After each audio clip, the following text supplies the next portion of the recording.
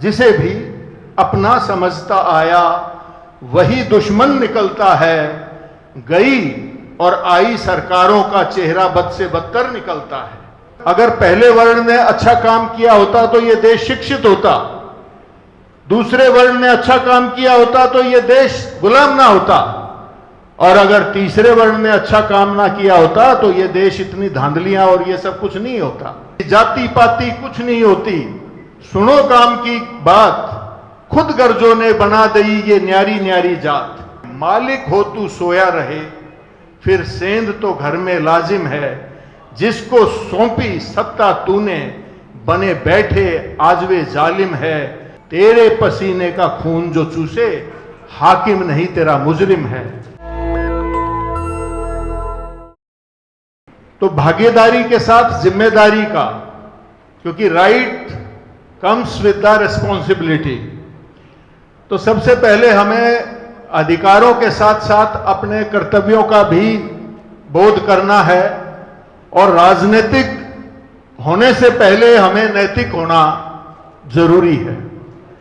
क्योंकि जब तक हम नैतिकता के आधार पर अपने संगठन को खड़ा नहीं करेंगे तो कहीं ना कहीं हमारे उद्देश्यों को एक स्तर पे ले जाके, और हमने आंदोलन दर आंदोलन ये बातें देखी हैं। मैं आम आदमी पार्टी अन्ना आंदोलन का पहले दिन का एक सिपाही हूं, और ये कहिए कि मुझे अन्ना आंदोलन से ही एक कवि के तौर पे पहचाना गया। उसके बाद आम आदमी पार्टी के सारे गीत लिखे, क्योंकि एक जज्बा था, एक बदलाव करने की दिल में तड़प थी। मगर जब देखे कि ये वही चरित्र उभर के आ रहा है, वही सुप्रीमो कल्चर उभर के आया है, तो हमारे दिल को बड़ी ठेस लगी। और उस ठेस का नतीजा हुआ कि फिर हमने एक और शुरुआत की स्वराज इंडिया के माध्यम से।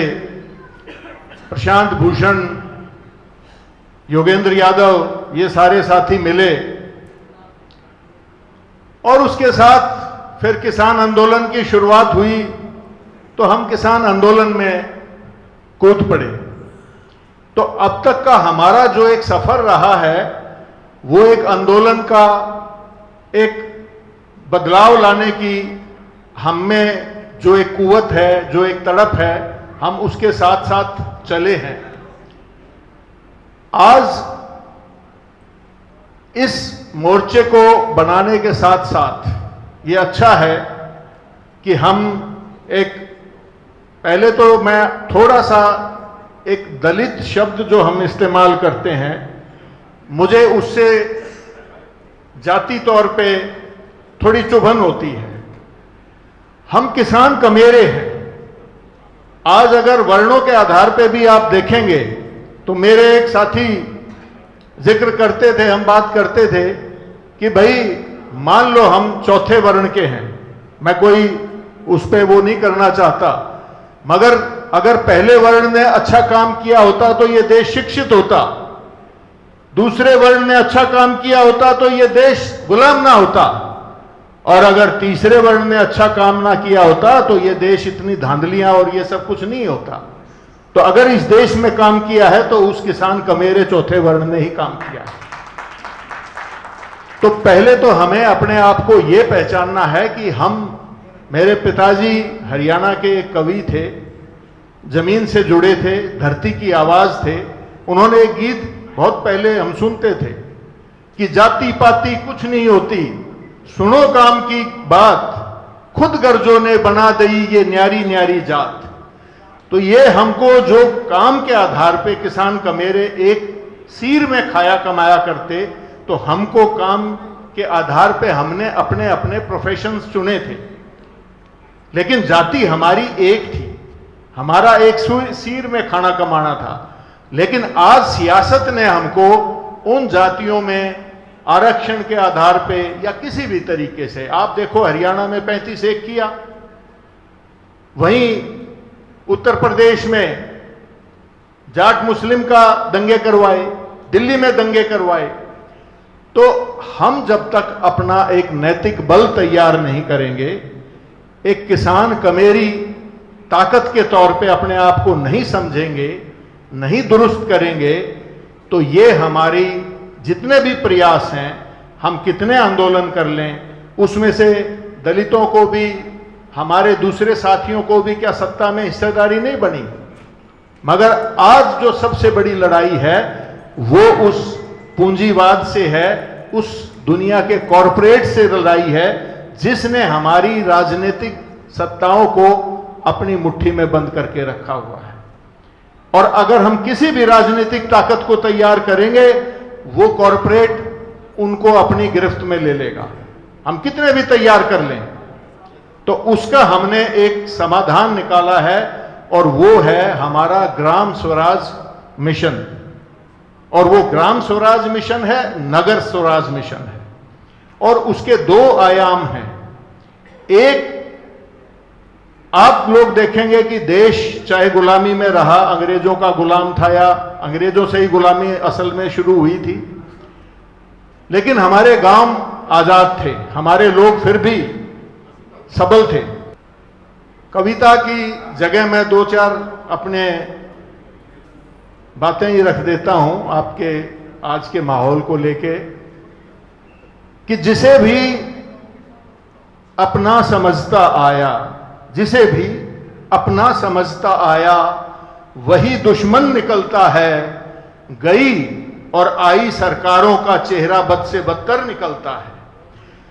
तो ये चेहरा बद से बदतर इसलिए निकलता है, या आंदोलन का चेहरा बदतर हो जाता है, क्योंकि हम में नैतिक बल नहीं है, हम में संगठनात्मक ताकत हम अपनी पैदा नहीं कर पाते।